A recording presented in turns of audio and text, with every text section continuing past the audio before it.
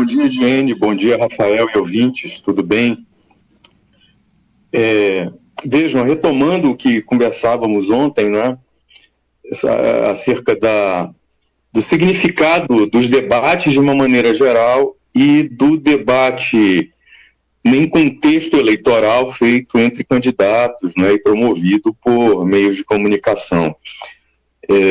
Os debates em sociedades que se pretendem democráticas, sejam eles acadêmicos, sejam eles políticos, sejam eles travados em ambientes de tomada de decisão institucional, enfim, em qualquer canto em que eles ocorrem, eles têm o propósito de expor publicamente compreensões, interpretações sobre a realidade, né? E a partir dessas interpretações, compreender, dar ao público, aquelas pessoas que acompanham, que não estão diretamente envolvidas, fazer com que elas entendam quais são os modos de ver das pessoas que propõem alternativas, propõem projetos, etc., para a sociedade, né? Mas isso pode ser também para uma empresa, pode ser para uma universidade, para uma escola, para um hospital, enfim. O que importa é que os debates são um momento privilegiado da democracia. No caso do debate em contexto eleitoral, não se trata apenas de um momento, eu diria que não é nem o momento mais importante do processo político, mas é um dos momentos fundamentais em que os candidatos precisam, de alguma maneira, se não se desvencilhar, pelo menos são obrigados a se afastar um pouco de todas as estratégias de marketing, estrito senso, que participam da construção de suas candidaturas e de suas imagens públicas. Quer dizer, na hora do debate, os candidatos se veem na necessidade, não é, de revelar ou de tentar esconder, que isso também acontece, não é, o que pensam sobre questões importantes que dizem respeito à vida de todos os cidadãos e cidadãs, sobre como eles acham, qual é a origem desses problemas e como eles pretendem superá-los.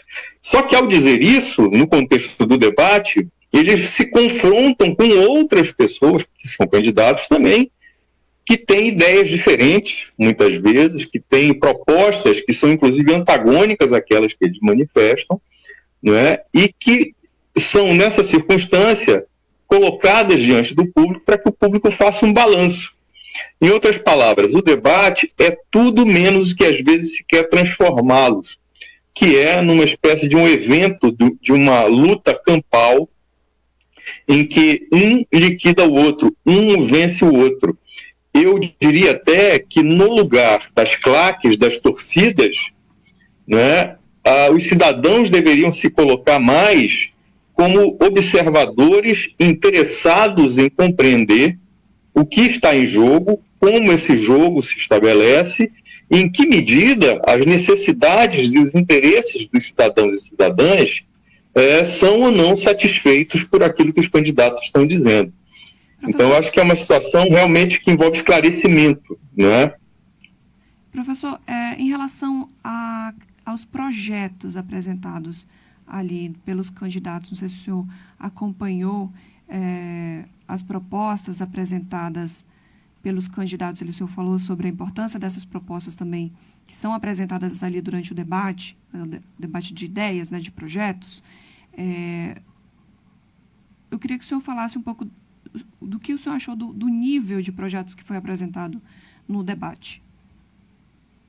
Olha, Diene, eu acredito que a partir do debate de ontem não é possível afirmar que tenham sido apresentados projetos, né? Na verdade, me parece que existem impressões, algumas concepções sobre temas bastante gerais, né? Alguns candidatos sendo confrontados com seu passado, evidentemente, né? Quer dizer, a maioria deles, não é? Sendo confrontados com sua trajetória passada, algumas que faz parte do jogo, algumas provocações sendo lançadas, entre um e outro. E eu acredito que o esclarecimento acerca dos projetos deva ser feito através da campanha eleitoral, né, no rádio, na TV, e algumas coisas já podem ser recuperadas, inclusive, no caso daqueles candidatos que já exercem função pública, por exemplo, já podem ser recuperadas da militância desses senhores e senhoras dentro dos parlamentos ou dentro do próprio Poder Executivo. Né? Então, o que esses candidatos fizeram ou deixaram de fazer? Né? Que justificativa eles dão para ter feito ou deixado de fazer? Né? Eu acredito, por exemplo, você pega os candidatos, não exclusivamente a governador ou presidente da República, mas a deputados federais, a senadores, é preciso saber em que causas eles se engajaram, aqueles que já estão exercendo o mandato. Né? Porque isso consiste numa base para interpretar o que pode vir por aí. Notem que no caso do Amazonas é notável o grande silêncio de boa parte dos deputados, por exemplo, tanto estaduais quanto federais, para a calamidade vivida pela população amazonense nesses 2 últimos anos, né, por conta da pandemia. Então, isso deveria suscitar, ou pode suscitar no eleitorado, questionamentos acerca de como esses senhores compreendem o seu próprio papel, mas também o papel da saúde pública, né, como uma coisa significativa para a maioria dos cidadãos que não tem condições de ter um plano de saúde. Né? Quer dizer, a precarização do sistema de saúde, sobre a qual nós já conversamos aqui, assim como a precarização das universidades públicas e dos sistemas de ensino público, deveriam constar dos projetos desses candidatos como serviços, como direitos, na verdade, consignados na Constituição, mas essas questões parece que passam muito distante dos problemas que eles vêm tratando. Né? Eu acho que há um debate relativamente vazio em torno, por exemplo, da defesa da Zona Franca de Manaus, que é fundamental, inegavelmente é fundamental. Mas é o seguinte, essa defesa repercute na melhoria das condições de vida das pessoas de que maneira? Né? A defesa de projetos econômicos, estrito sensu, como há aqueles, diferentemente de mim, por exemplo, que não defendo, mas há aqueles que defendem a construção da BR-319. Como é que eles veem a melhoria das condições de vida das pessoas a partir disso? Quer dizer, isso vai distribuir renda? Isso vai gerar que tipo de emprego? Isso vai gerar que tipo de resultado do ponto de vista do ambiente?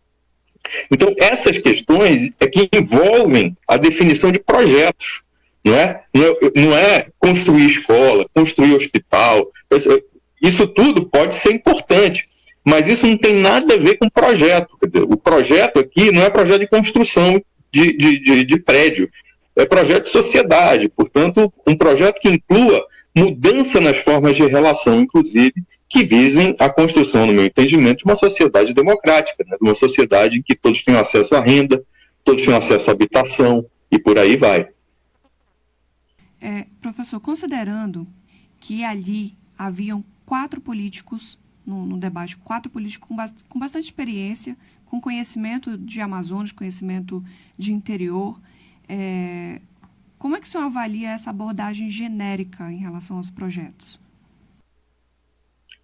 Olha, Jenny, normalmente, no processo eleitoral, as pessoas, os candidatos querem, né, digamos assim, diminuir ao máximo a rejeição a seu nome, né? Ou seja, eles querem ampliar, claro, o número de eleitores. E, para isso, com muita frequência, eles, ao invés de dizerem exatamente o que querem, que setores vão beneficiar com as decisões que pretendem tomar, com os projetos que pretendem colocar em curso, eles acabam deixando espaços vazios, não é? Como se ali não houvesse nada, quando na verdade há.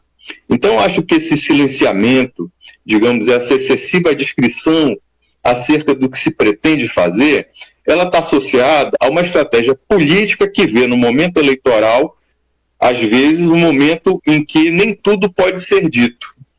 E em situações como as nossas, aqui no Amazonas e na Amazônia de uma maneira geral, por exemplo, é preciso que os candidatos digam com quem querem romper. O que eu quero dizer com isso? Veja, nós sabemos que o garimpo, que é a atividade ilegal de madeira, a atividade ilegal de agropecuária e as atividades criminosas que se associam ao tráfico, à exploração ilegal, aquilo que levou à morte de Dom Phillips e Bruno Pereira, por exemplo, que essas atividades se articulam politicamente. Elas não são apenas atividades econômicas ou criminosas, elas têm fundamentação política.